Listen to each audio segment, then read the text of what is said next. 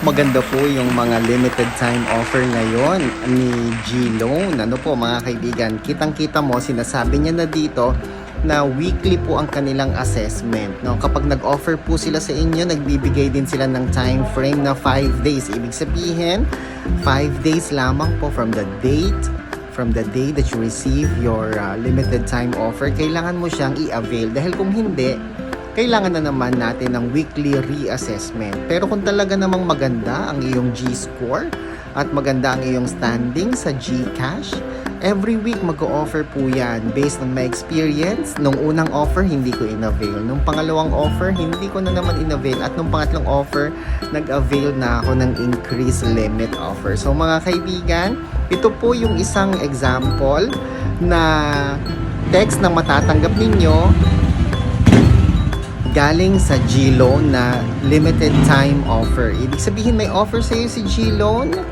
pwede ka nang mag-advance full payment. Kailan pwede mag-advance full payment?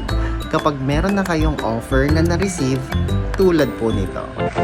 Ako po si Chico. Enjoy the rest of the day and God bless po.